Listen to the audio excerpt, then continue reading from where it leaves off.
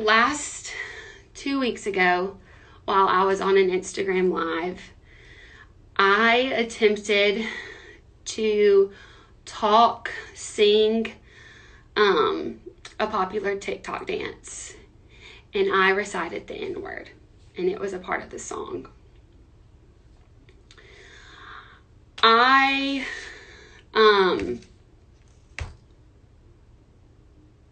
initially didn't even know what was happening, because I know it is wrong to say the N-word in a song, and I couldn't imagine that I had used it, and so I immediately denied it. It is a word that I always admit, like in the case of the F word, when I was on the live. I tried to defend myself, but between being intoxicated, which I'm also not proud of, and just being embarrassed and confused, I just made it a whole lot worse. And it really wasn't until that next morning that reality really set in that I had said it. And I, at that point, was just there was just a rush of emotions. I was embarrassed. I was disappointed, and I felt so just so much shame on me. And so at that time, I decided that I initially would issue a statement apology, and that apology was from my heart and in my own words, but it was never, ever, ever supposed to be the end of the conversation, just the beginning. But I knew that if I wanted to be for my sincerest self, I had to put in some work, and I had to go through a process. And I think that's probably why people are like, why now? And I know there's probably a lot of comments that I can't follow them all right now, but why now, and why did it take me so long? And the fact is, I had a lot that I needed to figure out, and it is abnormal what I did. Most of the time people apologize, that whatever apologize it is that they put out, that's it, and then they hope it goes away. But what I did, I don't want it to go away.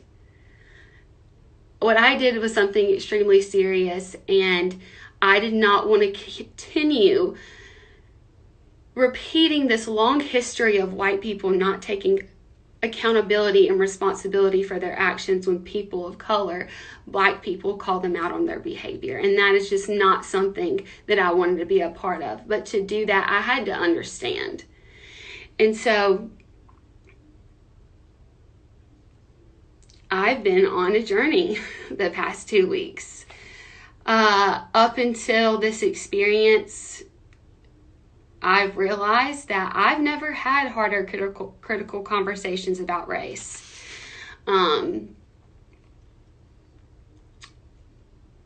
I have been journaling a lot, and I kept thinking, why did I say this? I don't know why I said this. I don't say that word. I don't sing that word. And I was journaling and praying one day, and one scripture really just hit me in my heart, and it was, out of the abundance of the heart the mouth sings. Out of the abundance of the heart the mouth speaks. And I thought to myself, okay, if I can say this word slipped out of my mouth, then what slipped into my heart? And that was a really serious realization to have, in a moment I don't think I'll ever forget. And so for the past 2 weeks, I've been completely focused on educating myself. I actually decided to hire an educator who has been helping me with one-on-one support, asking the hard questions, and really helping to helped me understand the things that I've never even been taught or learned, or have been a part of my education like ever before. And this is the people that I've been working with. They research, educate, and facilitate these kinds of conversations about these issues every single day. And I'm so grateful that I had the opportunity to work with them. And even though I have been in this same room for 2 weeks,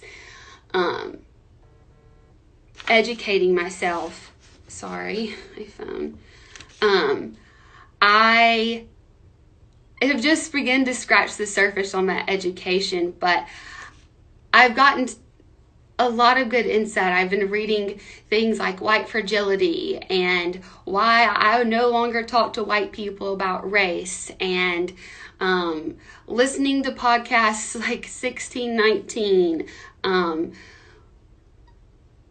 watching videos of people like Jane Elliott, who is like the most amazing boss lady ever when it comes to being an advocate for anti-racism, and Brian Stevenson, and just talk about these issues of racism and what we need to unlearn and what we do and how do we address harm. And that's just really leaning into and being vulnerable and honest about the things that we don't know. And to be honest, I didn't know a lot. And the thing is, I don't want to be ignorant anymore. I don't want to be an ignorant white girl who uses the N-word. But I also don't want to be someone who goes on their platform intoxicated and engages in their platform that way. And I've learned that I have to take a lot of responsibility and accountability for my actions. Let's see, I might have forgot something. I'm really sorry. I've learned that, and one of the videos that I watched was of, I hope I say his name right, I've been practicing it, but Ta-Nehisi Coates, and he was incredible. And one of the videos that I watched him was actually addressing this exact subject of when a white person sings the N-word in a rap song. And it was obviously illuminating because it was what I did. And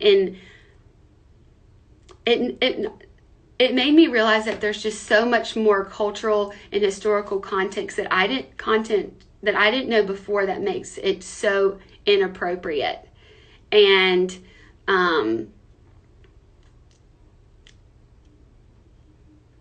it was just a really powerful message and moment for me to just understand not just what I said was wrong, because I know what I said was wrong. I knew that was wrong, but really being able to feel in some way and understand the hurt of why that word is so inappropriate. I haven't been on my social media in the past 2 weeks at all, but I do want to say something to my fans. It feels really weird to be able to say fans. But I'm really thankful for people who believe in me and support me and want to do that. But I have to be very clear on this. Do not, if you want to support me, do not defend me. What I did, what I said was indefensible.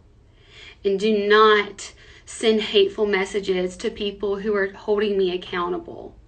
If you want to support me, then just continue to encourage me to be better and go on this journey with me. I have so many resources now and have been educated in a way that I never have before, and has lit a fire inside me to not be a part of this problem anymore. And you shouldn't either. And take the resources that I have and let's learn and be better together. But I don't need anybody to defend me for what I did, because what I said, what I did was wrong. But I'm hoping that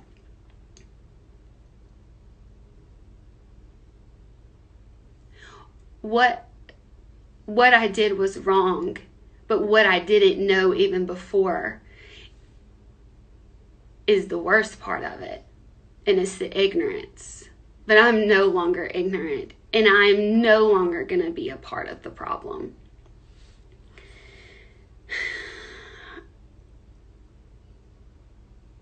I know a lot of you are disappointed in me, and trust me, I've been very disappointed in myself. But I know just these words don't fix anything. My granddaddy always used to say, sorry doesn't fix it. And sorry doesn't fix it.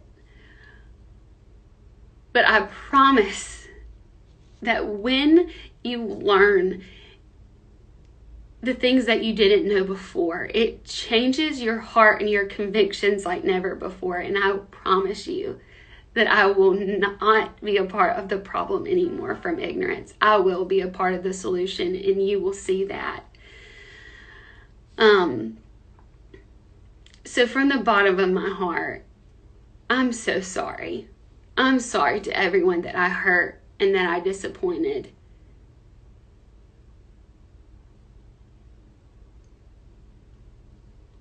And I promise to continue doing better. I promise. I have learned and taken away so much from this, and it's been so eye-opening in a way that has really changed my life. And I'll never say that I've ever dreamed of something like this, something that I did to hurt so many people. But in a way, I'm in it, and in a way I'm grateful for it, because I now know, and will keep doing whatever I can to learn more and to support those out there and be a part of the solution in all this, because there's a lot of people hurting and a lot of people angry, and rightfully so. But I don't want to be a part of that anymore.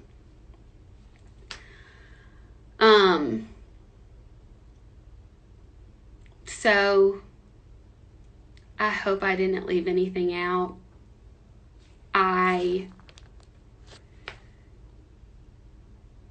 am thankful for you guys who will give me the chance, and for those of you who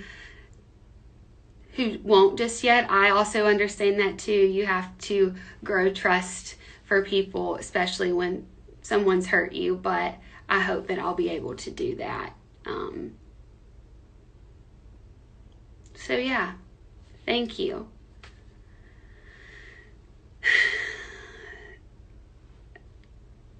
I guess that's what I have. I appreciate you all. I'll be better.